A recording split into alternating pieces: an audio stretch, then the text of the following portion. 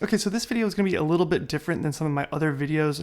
In this video, I want to talk a little bit. I want to talk about art as a whole and a lot of what I've been thinking about lately, and to kind of do a two birds with one stone sort of thing. I'm also going to be testing out a new microphone today. It is an inexpensive microphone that went on sale last week on B&H and caught my eye, and I wanted to test it out for myself. It's only a $200 microphone, but it's supposed to get pretty close to competing with the Sennheiser MKH416, and so I was like, that's interesting, let's try that out. And I'll talk a little bit in this video while we're doing that, and so you can listen to the quality of this microphone while hearing some of the thoughts, some thoughts I've had on art lately, where my headspace has been for the last few months, and just some stuff that I've really wanted just to talk about for a while here. I feel like the mic placement might be a little weird. I'm just going to adjust it just a hair. By the way, the microphone is the Synco Mic D2. It's a shotgun style microphone, very much like the Sennheiser MKH416, but it's only $200. It was on sale last week for only $150, which that's why it caught my eye. But it's only $200 normally. But we'll talk about that a little bit more in the video. First, let's kind of just get into some thoughts that I've been having lately. It's, about thinking about art and creation as a whole, and I've been really getting caught up in the why of it all. Why do we do this? Why do we create? And I've kind of been going down this rabbit hole. And then I think a lot about how I got here. To be honest, I never got into cinematography for the quote unquote art of it all. I really just got into it because I thought making images was cool, and I wanted to learn more about that. And I never really wanted a traditional career or something I did in life that was like a 9-to-5 situation. And so it really called to me, and that's really just why I got into it, because it was something that was very instinctual and intuitive to me. But then learning the technical side really started to consume me, and I ended up trying really hard to create and mimic things that I thought looked really good, or stuff from movies or commercials or music videos. And I was like, how did they do that? I want to find the technical way of producing that look as well on my own. And I obsessed over it. I mean, that's all I did for years, was trying to figure these things out as my career kind of took hold. Really, I was just recreating other people's work. I really wasn't creating as much internally. And then the career came into it, right?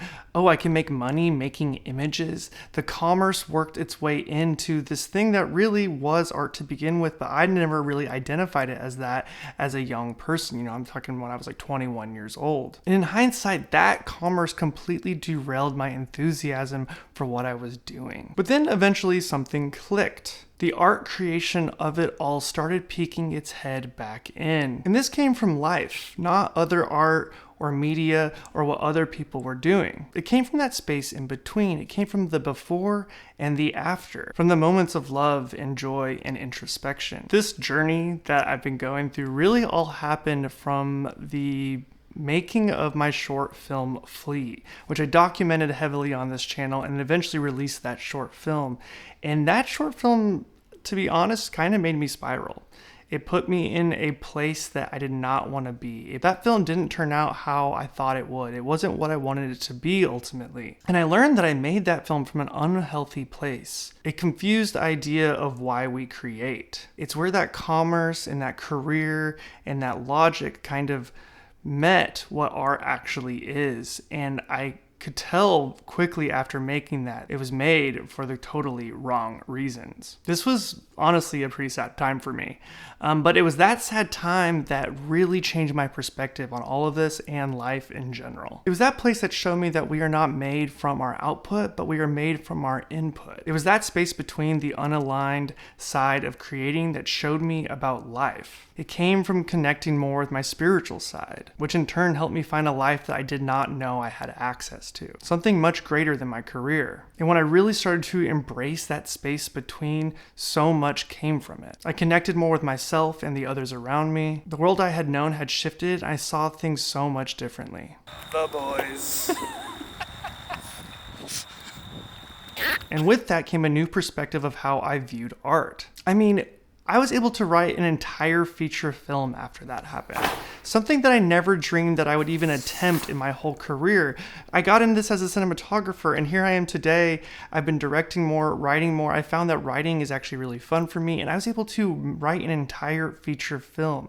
that is something that was never on my radar. Even in the last few years, I was making these short films to eventually make movies and learn more, but that was coming from a different place. And when I landed here, I was just able to make a feature film, and that feature film came from ideas that were from down in here. The precipice of it is a normal movie idea, but the emotion and the story that's ingrained in that is something that came from and within me, from my life story. Life is transient. It never stops moving or evolving. So I now sit in this space between, just living, not always creating, until something finds its way in. And because of this, my creations, like my feature film, my script, it keeps changing and evolving on its own. There's a time I think I'm done with it. I put it down, I walk away from it for days, maybe even weeks. But then something comes out of nowhere. It drops in, and then all of a sudden my story evolves even more. It's that space in between that allows that evolution and those ideas to present themselves. Missed like 2 green lights.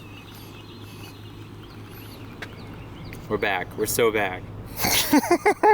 They aren't something that can be forced. They aren't something that can be conjured. I think this is an idea that Rick Rubin talks a lot about, how we're like a vessel and we filter ideas. And I don't think I really ever understood that, but it is something that I have found that's been working for me. Taking that time and that space and not trying to force anything, not trying to resist and make something on your own and control something, allows for much more creativity, much more authentic work. A line that really sticks with me is from my favorite series, which is Mad Men, and it's Donald Draper talking to one of his employees, and he says, Peggy, just think about it deeply, then forget it, and an idea will jump up in your face.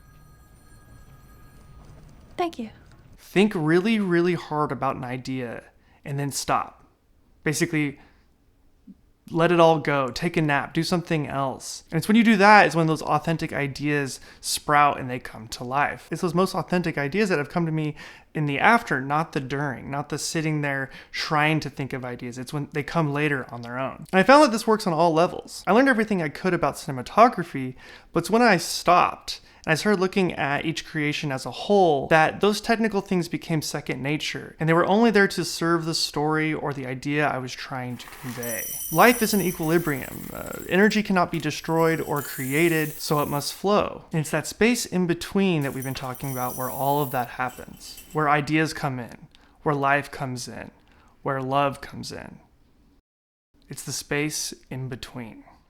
Okay, so those are some thoughts I've had recently and some things that have been floating around and have really been impacting my day-to-day life and my creation and why I do this and how I think about filmmaking and how I think about this channel. And I think there'll be a lot of changes on this channel at some point. Right now I'm still, kind of in a flow of things trying to, honor my sponsorships and stuff like that.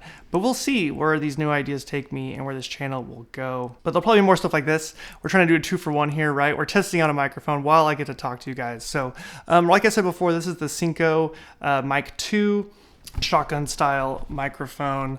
It comes with a little XLR, the little microphone holder, and then of course a cover, which is made out of this weird felt material. I didn't even use it. Didn't think it was necessary. I would say maybe ignore all this stuff and just get your own. It just comes with it. For that cheap, who really cares, I hope this helped you. If you were looking for an inexpensive microphone, or you were looking, you can't afford something like an MKH50 or 416, those $1,000 microphones, and you want something very inexpensive to get going, this might be one for you. I haven't even listened to this yet.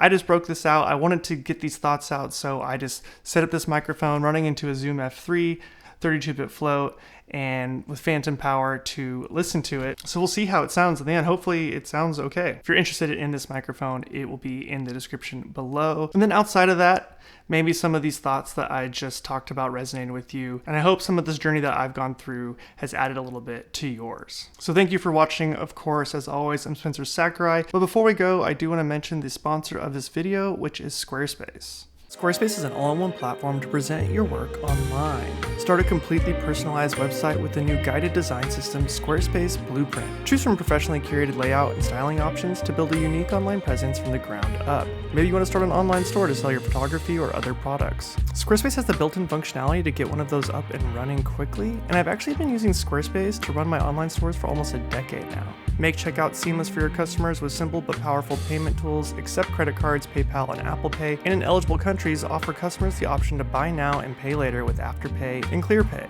And of course, if you're like me, you're probably looking to build a portfolio, which Squarespace has tons of features for that very thing. You can even create private galleries for client work using these tools. So if you're looking for a home for your work, you can do that with Squarespace. Click the link in the description to get 10% off, and I want to thank Squarespace for sponsoring this video.